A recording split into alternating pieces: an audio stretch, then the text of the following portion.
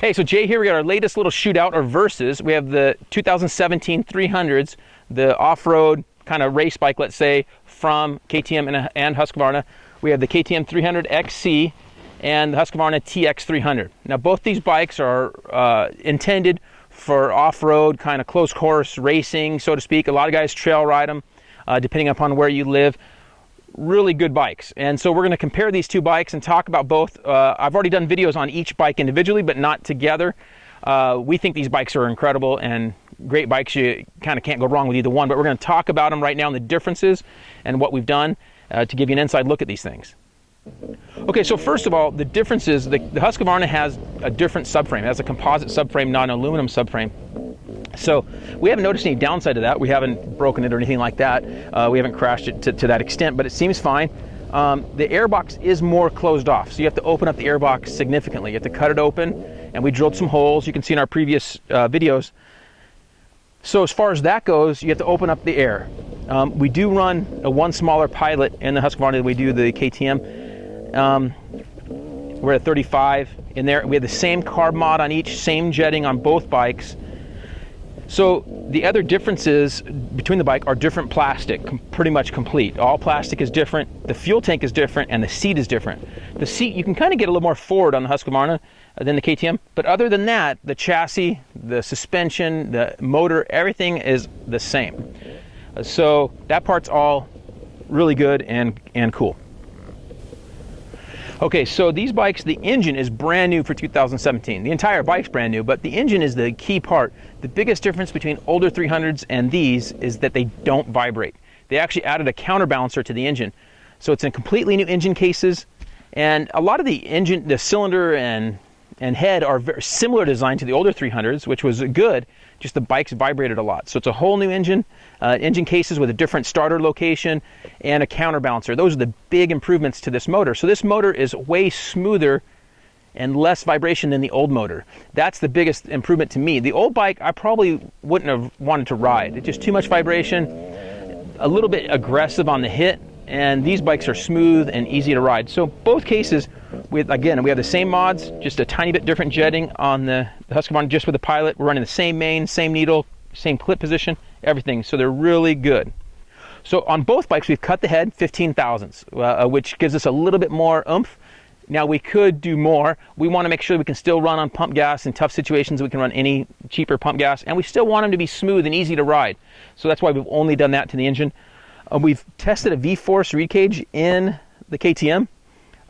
They just have some early ones out. They'll have production ones really soon. That does seem to give the bike a little bit more oomph on the bottom. That's what we're noticing with the V-Force reed cage on the KTM.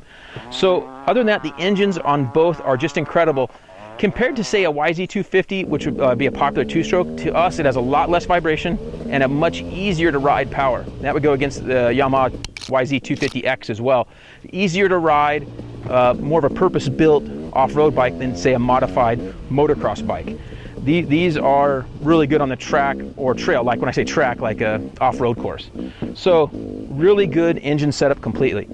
The suspension on both bikes, they might have different settings, I'm not even sure, but they seem pretty much the same, the suspension. On both bikes, we've gone up one stiffer on the rear spring.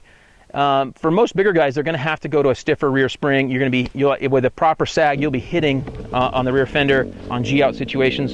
So we go to one stiffer on the rear spring. On the forks, we love the plush, these new air forks, AER, is the new forks from WP. We run around 130 pounds of pressure.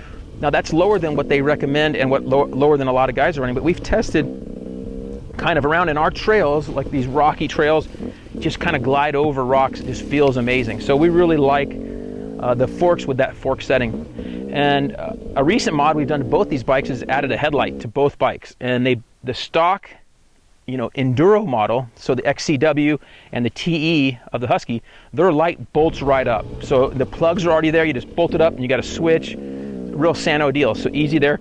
The rest of the mods, we've done the same on both these bikes. We run the Trials tires about 90% of the time in our riding and our tighter trails, and they work really good in a lot of conditions. You can see in these snowy conditions that we've been on, they even work pretty good. On ice, nothing seems to work well, but on the snowy stuff, if it's not deep snow, it's great. If it's just a little bit of snow, it still works good and has great traction on all the rocks. both these bikes, the power valve is adjustable. It comes dialed in fairly far. I've noticed later bikes it's coming out. We run it out. If you came out to flush and went in just a little bit, that's about where we start. And we're running the spring that it comes with stock, mainly because we don't want that harder hit off the bottom. Some guys can test with that. Most of the guys we found are pretty happy with the stock spring and backing that adjuster out to flush. Hey, so that's a good look at both these bikes. So the biggest question I get is, which bike should I buy? And I think the answer is whichever one you can find. These bikes are hard to find, and you're probably gonna have a little bit better luck on the Husqvarna, because a lot of guys don't realize that they really are the same bike other than the airbox mod. So if you can find a Husqvarna and get a good deal on it, I'd probably go that route. Most of the KTMs have a long waiting list, so they're gonna be a little bit harder to find. These bikes with the low vibration and the great suspension with that new fork, I just don't think you can go wrong with it. I think it's probably better than any two-stroke off-road bike you're going to find, and better than most four-strokes. I still like the KTM 350 XCF 17 with the air fork. That's a great bike, but these are better for 90% of what I ride on tighter trails.